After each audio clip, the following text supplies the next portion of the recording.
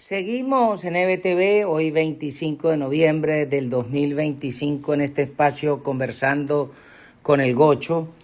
Y para seguir en el argumento que traíamos en el segmento anterior, hay que reconocer que la Tercera Guerra Mundial se comenzó a librar desde el momento en que le roban la voluntad al pueblo americano y roban el resultado de la elección del año 2020, donde roban al catire. Pero ¿quiénes participaron en ese conflicto? Participaron los chinos que hicieron las máquinas, participaron los rusos que eran los que custodiaban los servidores de dominio en Smartmatic Sequoia en Serbia, y participaron los bandidos del régimen venezolano que eran los batracios que manejaban el software para robar el resultado con toda la maquinaria que habían montado para eso. Y así se peleó esta guerra durante los últimos 4 años y medio. Pero con lo que no contaban es que afortunadamente apareció un grupo de patriotas que entendió la jugada, donde hay paisanos que jugaron, donde hay americanos que se la jugaron, donde hay inversionistas que pusieron los cobres, y de alguna forma el señor Trump entendió la jugada, cómo lo habían guisado, cómo lo iban a guisar, y puso a jugar al señor Cohetes. A partir del momento en que Musk compra Twitter y Trump monta Truth Social, comenzó la debacle de la derrota de estos tipos. Es algo así como cuando usted explica la guerra del Yom Kippur del año 73, donde esa guerra duró algo así como 12 o 13 días. Pero en los primeros 5 días, por supuesto que los egipcios y los sirios tuvieron la ventaja porque los agarraron con la celebración del día de la expiación.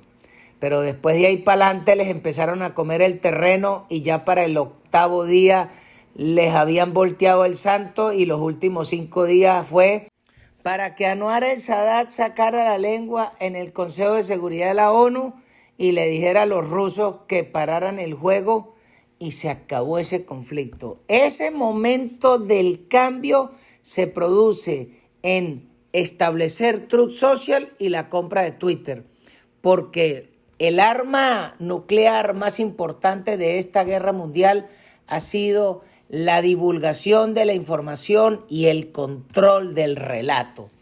Esas dos piezas fueron claves y fundamentales para levantar el cerco de la censura que le tenían las gringolas a todo el mundo puestas en los ojos.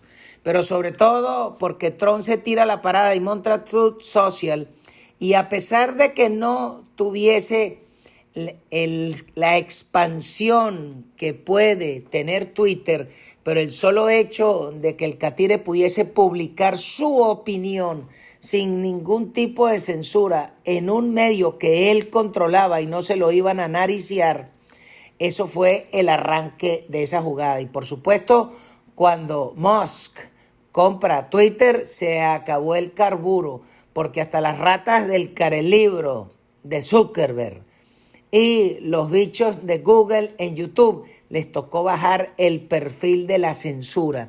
En ese momento comienza a voltearse el destino de la civilización occidental.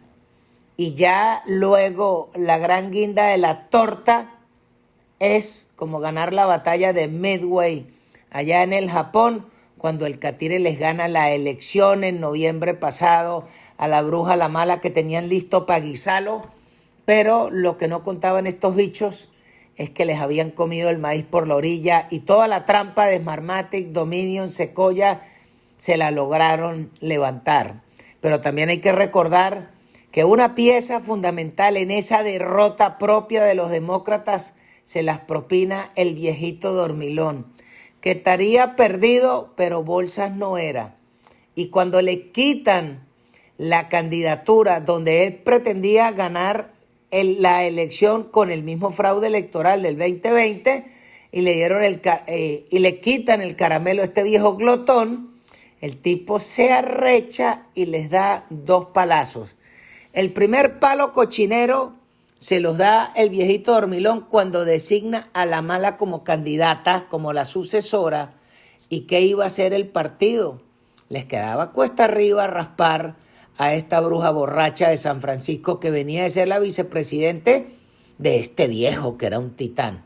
Y el segundo gran batacazo es cuando le meten cargos y le abren el indictment, la acusación penal contra una rata venezolana que se llama Roger Piñate, que era el CEO de Dominion, que había sido el CEO de Smartmatic y que tenía el chicharrón por extorsión al jefe del CNE de Filipinas para robarse las elecciones por allá como en el año 2008 para el señor Duterte.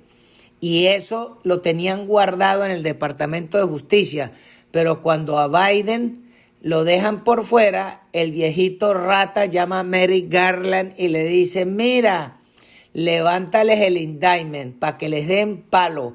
Y en ese momento comenzó a hacer aguas el barco del fraude electoral, porque hasta ese momento nadie podía tocar a Sequoia, Dominion y Smartmatic porque los tipos te demandaban.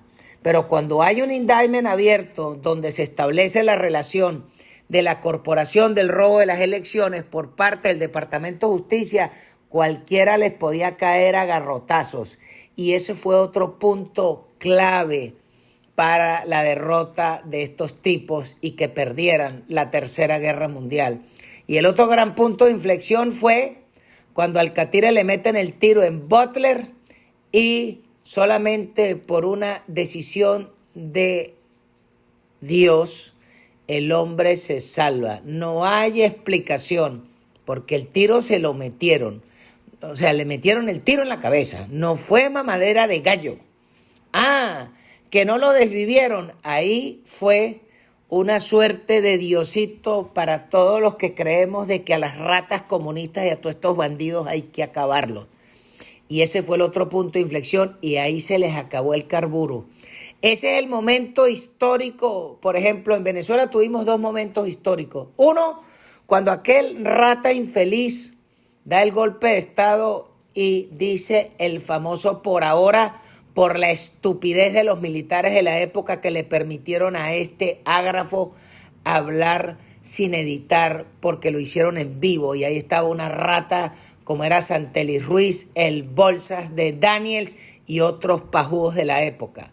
Pero el gran segundo momento histórico venezolano es cuando la señora Machado, después de un cuento de este Bolsas del Sambo, se le para y le dice, mire, presidente, expropiar es robar, usted es un ladrón. Esos dos momentos históricos voltearon la historia venezolana y el tiro de Butler voltea la historia del planeta. Vamos a comerciales y ya seguimos.